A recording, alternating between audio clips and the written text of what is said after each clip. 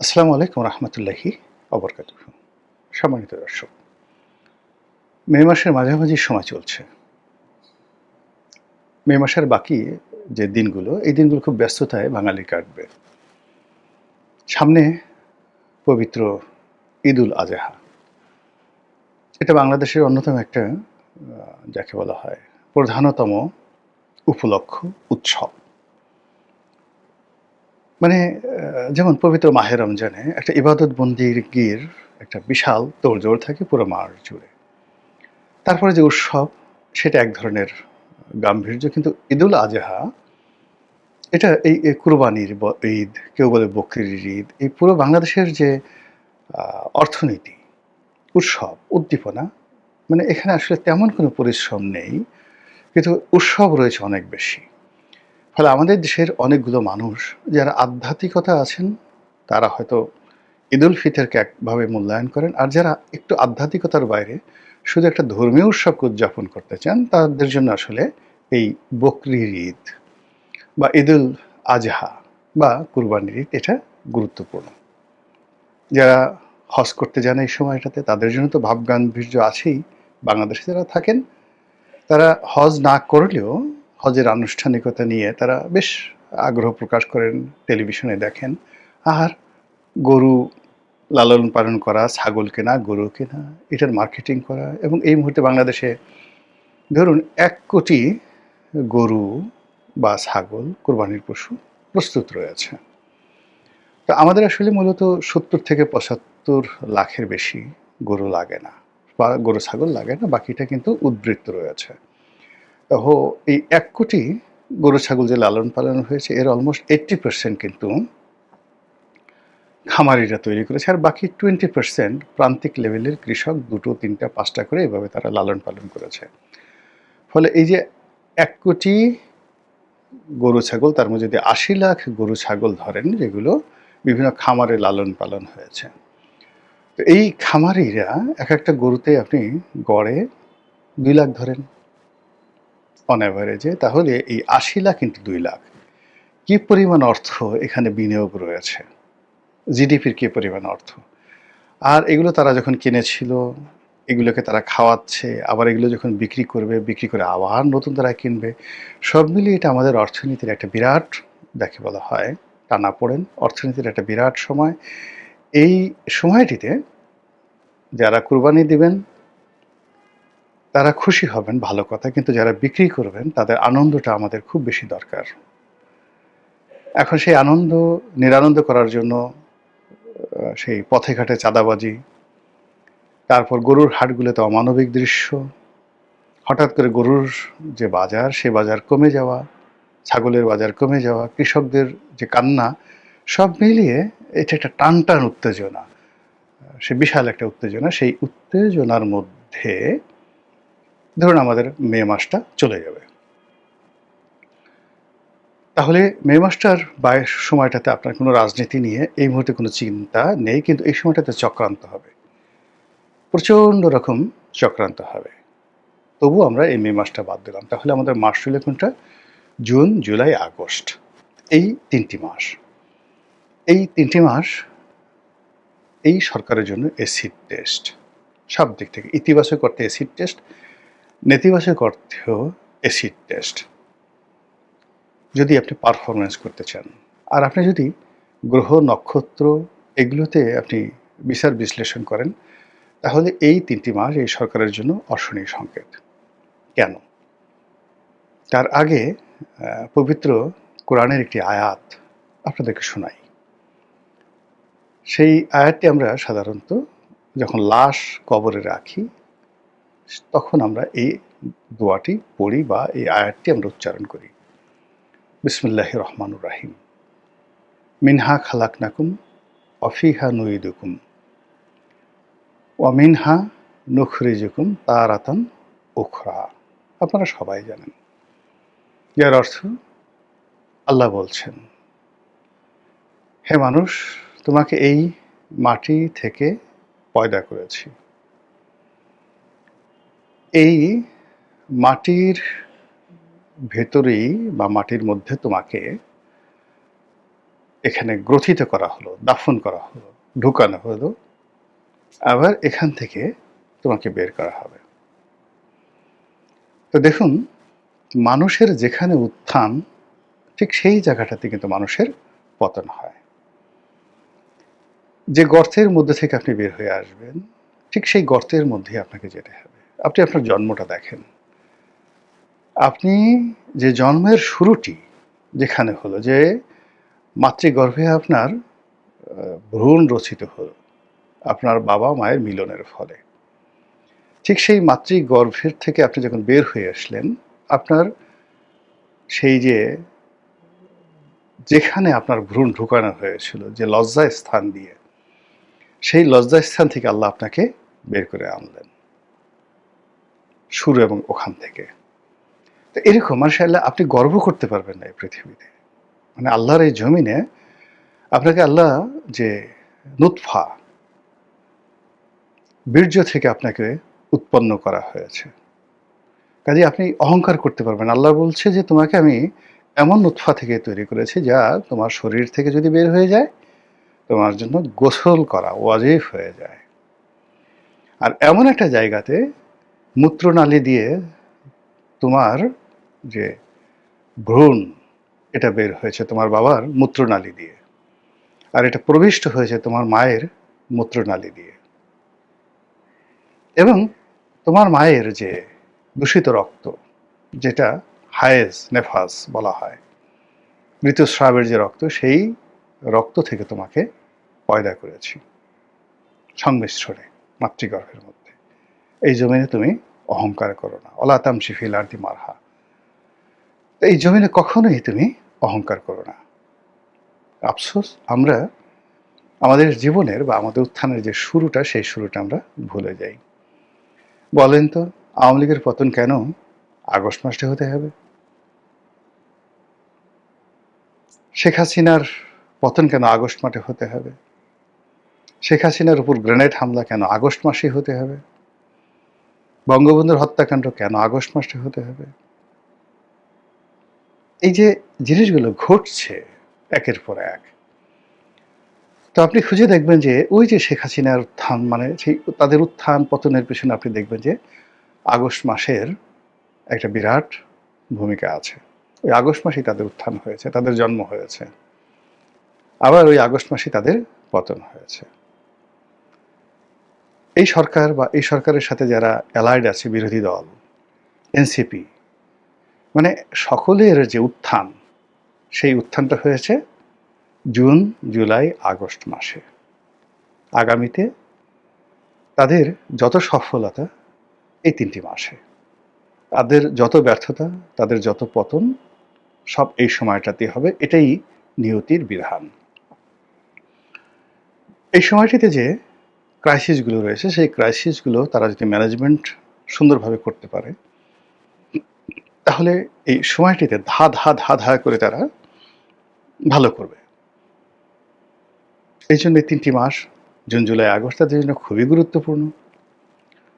আর যদি তারা অকৃতজ্ঞ হয়, দ্য আনগ্রেটফুল, যদি তারা অবিমৃষ্যকারী হয়, যদি তারা উদ্যত এবং অহংকারী হয়, যদি তারা অতীতকে ভুলে যায়, তাহলে এই ৩টি মাসই তাদের মৃত্যুকূপ হবে।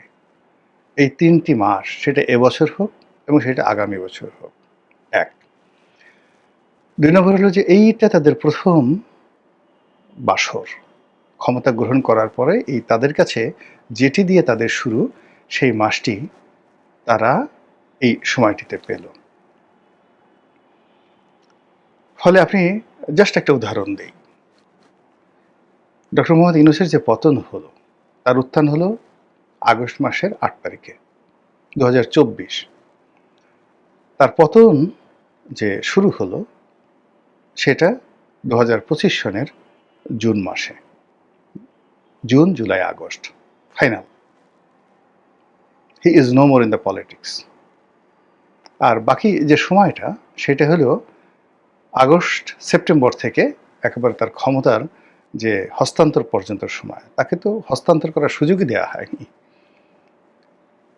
এই ঘটনাটা কিন্তু ওই সময়টাতে ঘটেছে। এর কারণটা হলো ২০২৪ সনের যে আগস্ট মাসে তিনি যে ক্ষমতা লাভ করলেন, ফ্রম দ্য ডে ওয়ান তিনি বিনয়ী ছিলেন না। তিনি যে দয়াপ্রাপ্ত হয়েছেন আল্লাহর পক্ষ থেকে, জনগণ যে তাকে আল্লাহর হুকুমে তার হাতে ক্ষমতা তুলে দিয়েছে, তিনি ওয়াম্মা বিনিয়ামতে এই রব্বিকা ফাহাদ্দিস এই শব্দটি স্মরণ করেন। এয়ারপোর্টে পা দিয়েই তিনি বলেছেন, আমার কথা মানতে হবে। What nonsense you are talking about? আপনার কথা কেন মানতে হবে? Who are you? এই যে আমার কথা মানতে হবে, তিনি যদি বলতেন যে আল্লাহর কথা মানতে হবে, ন্যায়ের কথা মানতে হবে, ন্যায় নিষ্ঠতার কথা মানতে হবে। ২ নম্বরে তিনি যে কাজটি করলেন, he has collected all of the stupid and nonsense people. They were not belongs to him in time of crisis. তার প্রমোদ সঙ্গী যারা ছিল, তার আনন্দের সঙ্গী যারা ছিল, এবং যাদেরকে আপনি প্রমোদ বালক বা প্রমোদ বালিকা বলতে পারেন, প্রমোদে ঢালিয়া দিনু তোরে, এরকম সেই প্রমোদ বালক এবং প্রমোদ বালিকাদেরকে তিনি এই যে তার যে সফলতা, সেই সফলতার সুখ উপভোগ করার জন্য তিনি তাদেরকে ডেকে আনলেন। ফলে কি হলো? ফলাফল ভালো এলো না। ফলাফল ভালো এলো না, যা হবার তাই হলো। ঠিক একই অবস্থা যদি জনাব তারেক রহমান সাহেবের জীবনে ঘটে থাকে, একই অবস্থা যদি ডক্টর শফিকুর রহমানের জীবনে ঘটে থাকে, একই অবস্থা যদি এনসিপির জীবনে ঘটে থাকে, ফলাফল শেখ হাসিনার জন্য যেটা হয়েছে, তিনি বিনা ভোটে নির্বাচিত হলেন, হওয়ার পরে বললেন আমি বিজয়ী হয়েছি। তিনি রাতের ভোটের নির্বাচনে হলেন, বলেন যে আমি জনপ্রিয়তার সর্বোচ্চ শিখরে, মানুষ সবচেয়ে বেশি ভোট দিয়েছে। সমস্ত মানুষদেরকে সেই তিনি মনে করলেন যে দে আর অল স্টুপিড, ওদের জন্মই হয়েছে আমার মিথ্যা কথা শোনার জন্য। আবার সারা দেশের মানুষ একত্র হয়ে তাকে তাড়িয়ে দিল। যে উদ্যত স্রোত, এই যে গণভবনে গিয়ে তাদের যে ক্রোধ দেখিয়েছে, এই ক্রোধ, এই লোক সব জামাতের না, সব এনসিপির না, সব ইউনূসের না, সাধারণ মানুষের ক্রোধ ছিল 90%। অর্গানাইজ করেছে ডিপ স্টেটের লোকজন আছে, বাট 90% লোক তারা সেখানে গেছে, সেই ক্রোধ এখনো নিষ্পত্তি হয়নি। কিন্তু তিনি বা তার যারা লোকজন বলেই বেড়াচ্ছেন সুদখোর ইউনূস, ওই দুর্নীতিবাজ তারেক, ওই খালেদার পোলা। ফলে কি হবে? নো বরকত, কোনো বরকত আসবে না। অ্যাট ফার্স্ট তওবা আস্তাগফিরুল্লাহ, মানুষ যখন তওবা করে, ভুল স্বীকার করে, তখন তার ভিতরে একটা বিনয় চলে আসে, বিনয়ী হয়ে কৌশল অবলম্বন করে। কিন্তু সেই একই অবস্থা, সেই অবস্থা, ছোট্ট একটা ঘটনা বলি, তাহলে এই জিনিসটা হবে, তো শেষ করে দেব। আবু জেহেল, আপনারা তো আবু জেহেলের নাম শুনেন। আবু জেহেল যখন আহত হলেন, সেই আবু জেহেল আহত হওয়ার পর তার শিরচ্ছেদ করার জন্য যে লোক আসলেন, এটা হলো ওহুদের যুদ্ধ। ওহুদের যুদ্ধ নিয়ে নিহত হলেন। তো যে হত্যাকারী, তাকে সে বলতেছে যে তুমি কি আমাকে চেনো? হ্যাঁ চিনি।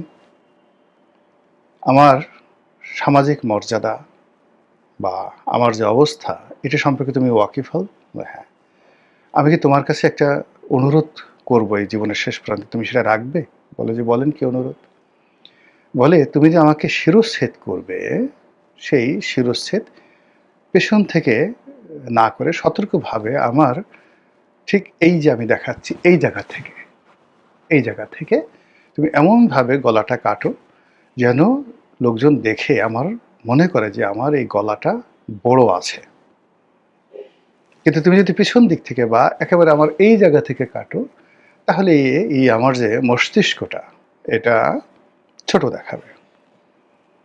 এই হলো পাপিষ্ঠ লোকদের শেষ পরিণতি। মানে মৃত্যুর পূর্বক্ষণে তারা পতনের প্রান্তিকে গিয়েও তারা কখনোই স্বীকার করে না, ওখানে গিয়ে তারা অহংকার দেখায়, আমার গলাটা যেন বড় দেখায়। এগুলো তো ইতিহাস। এরকম বহু মানুষকে আপনি এভাবে দেখতে পাবেন।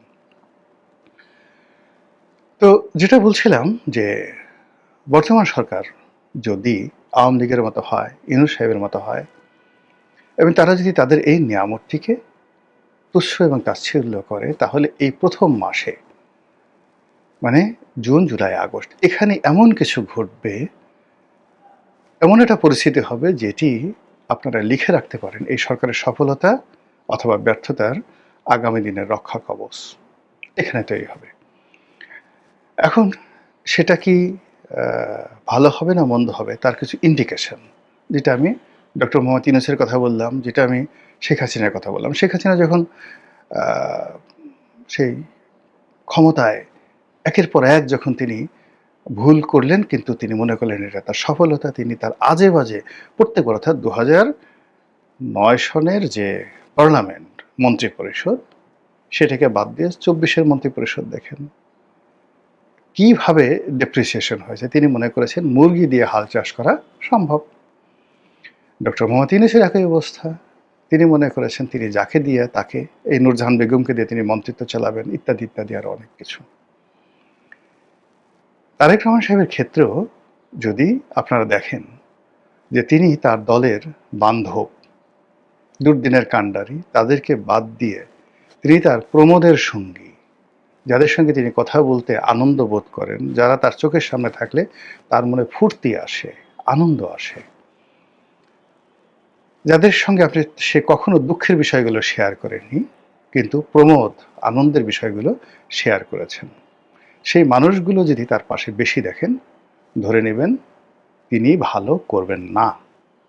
নাম্বার 1। নাম্বার 2 হলো, তিনি যখন বাংলাদেশে এলেন প্রথম দিন তার চোখে কি অশ্রু ছিল? তিনি কি কেঁদেছেন? যদি তিনি কেঁদে থাকেন, অনুশোচনা, আবেগ, ভালোবাসার একটা সর্বোচ্চ পর্যায়ে, আর তিনি যদি না কেঁদে থাকেন তাহলে ভিন্ন একটা বিষয়। 17 বছর পর দেশে এরকম পর্যায়ে আসলে যে কোনো মানুষই আবেগপ্রবণ হয়ে চোখের পানি ফেলবেন। চোখের পানি ফেলাটা খারাপ কিছু নয়, এটা আবেগের, সে যে ভালো মানুষ, কাঁদতে পারাটা যে কত বড় একটা বিশাল গুণ, যে লোকের চোখ দিয়ে কখনো পানি পড়ে না, এর মতো নিষ্ঠুর, এর মতো নির্মম মানুষ আর হয় না। হাসতে হাসতে আপনাকে জবাই করে ফেলতে পারবে। আর যে মানুষ কাঁদতে পারবে তাকে আপনি ভণ্ড বলেন, প্রতারক বলেন, যা কিছু বলেন, কিন্তু তার দ্বারা অ্যাটলিস্ট হাসতে হাসতে কাউকে জবাই করার মতো ঘটনা ঘটবে না। বঙ্গবন্ধু এসে কেঁদেছিলেন। শেখ হাসিনা যখন এসে নেমেছিলেন 1981 সনে, মারাত্মকভাবে তিনি কেঁদেছিলেন। বেগম জিয়া কেঁদেছিলেন। ফলে সেই কান্নার যে মানবিক দিকগুলো, তাদের কর্মজীবনের সফলতার সর্বোচ্চ পর্যায়ে তারা সেই কান্নার মানবিক গুণ তারা হারাননি। বঙ্গবন্ধু যদি না থাকতেন, বঙ্গবীর কাদের সিদ্দিকী বলেছেন, বাংলাদেশের 60 লাখ লোককে জীবিত অবস্থায় জবাই করা হতো। 30 লাখ লোকের নাম, মানে রাজাকার আলবদরদেরকে বলা হয় যে তারা 30 লাখ লোককে মেরেছে, পাকিস্তানে মেরেছে। যদি বঙ্গবন্ধু না থাকতেন তাহলে বাংলাদেশে 60 লাখ লোককে জবাই করে মারা হতো।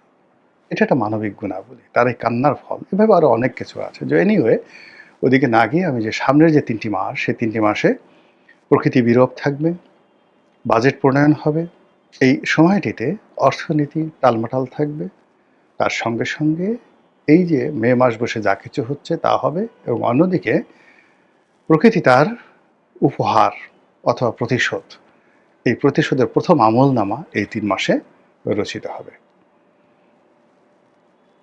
আমি মোটামুটি সবই বলে ফেলেছি। আপনারা যারা বুঝতে পেরেছেন, যদি অশনি সংকেত হয়, যার যার অবস্থান থেকে তওবা আস্তাগফিরুল্লাহ পড়েন, লা হাওলা ওয়ালা কুওয়াতা বললেন, আল্লাহর কাছে পানাহা চান, নিজের জন্য, দেশের জন্য। আর যদি আপনার কাছে মনে হয় সামনের দিনগুলো ভালো যাবে, আলহামদুলিল্লাহ বলেন, সুবহানাল্লাহ বলেন, এবং শুকরিয়া আদায় করেন যে আল্লাহ তুমি আরো বরকতময় করো সামনের দিনগুলো। আসসালামু আলাইকুম ওয়া রাহমাতুল্লাহি ওয়া বারাকাতুহু।